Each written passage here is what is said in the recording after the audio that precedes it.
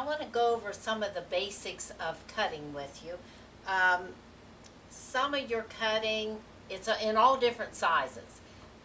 Cutting just means to cut something smaller than what it starts out to be.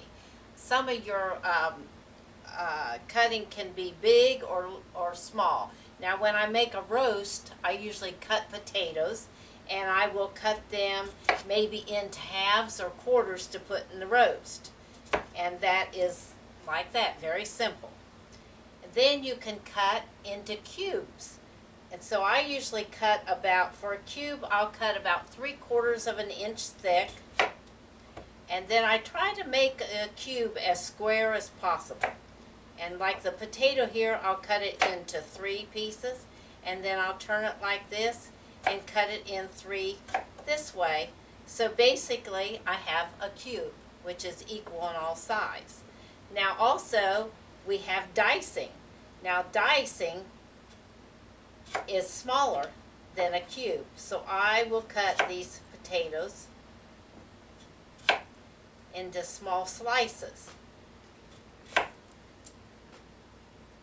You can do most of your cutting on a cutting board with a sharp knife. So dicing, I'm going to cut these again in strips. And to me, a diced vegetable or fruit is something cut in fairly equal amounts, but in very small sizes, say like 1/8 of an inch square or even 1/4 of an inch. And then I'm going to cut the opposite direction.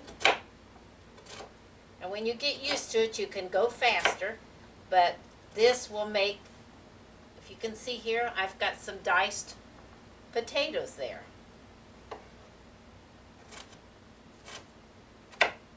And you'll run across these terms in all the recipes that you use. It's almost always you have to cut, grind, dice, mince, or something to that effect.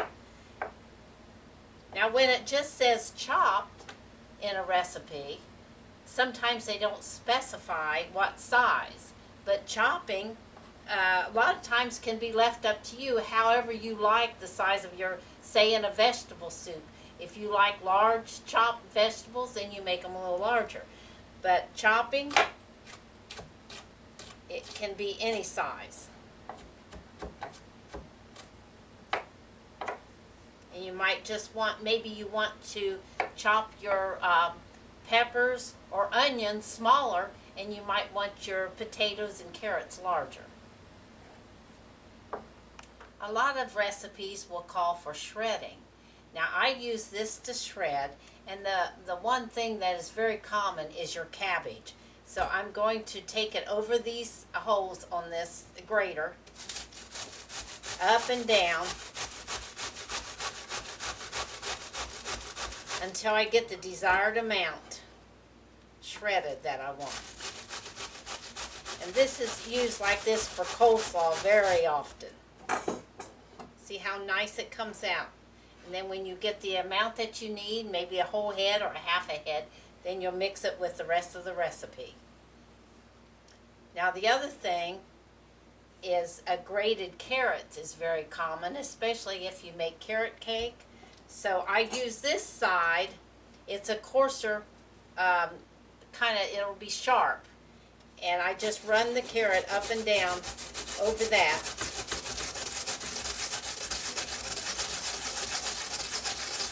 And you see how the carrots fall out.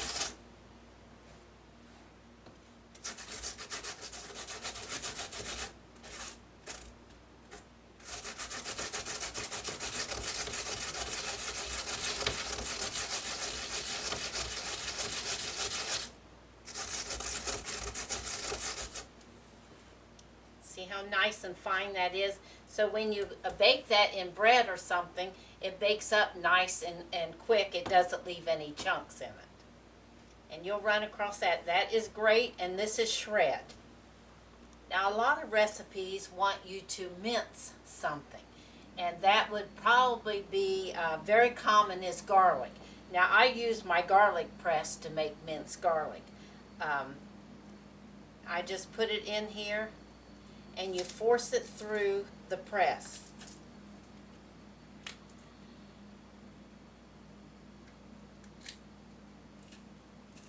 That's very easy to do like that. Now sometimes they'll want minced parsley or celery or something like that, the leaves. I have a few celery leaves here that I'm going to show you how you can mince them. You just keep chopping them very fine over and over and over.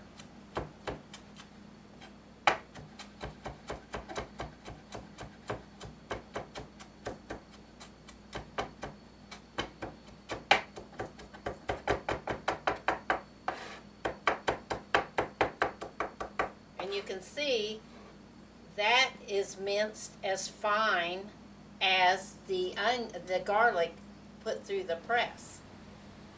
So it's very easy to mince it on the cutting board too. And you could do your garlic like that if you choose to, but I just choose to use a press because it's easier.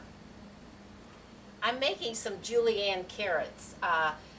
If you do an appetizer platter or something like that, very often you'll want to use the julienne cut carrots or celery. And I cut these about 2 inches in length, and then I will cut them in slices lengthwise. I would say about 1/4 of an inch thick. You can see how I cut them like this. And now I'm going to take those and I'm going to cut in strips. These look very nice on an appetizer platter.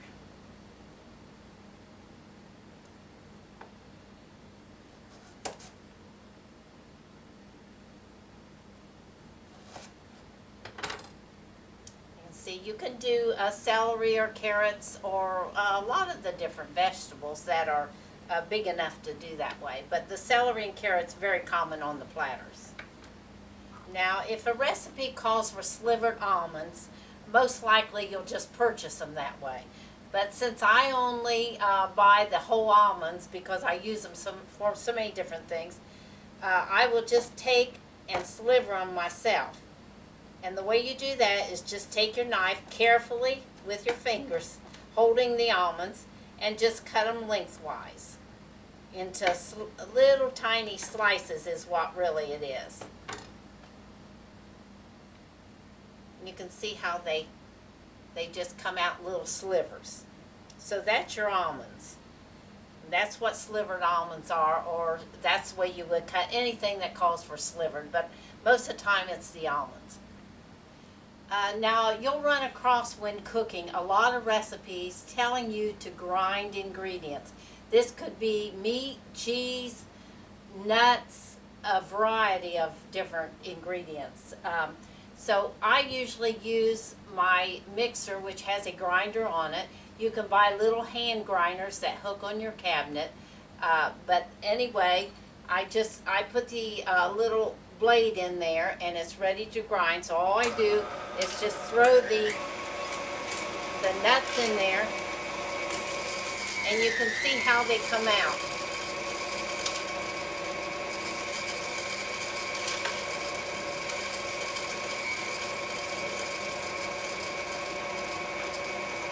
Now the ground nut meats can be used in any kind of different salads or pastries, and also to roll your desserts in, like dessert balls or things like that. Even meatballs, sometimes they want you to roll them in nut meats or add them to your recipe. But this is the basics of cutting, and you can get the different little things that help you to cut things, but you usually have to use a variety of ways of cutting. Your cutting board can serve for most of them.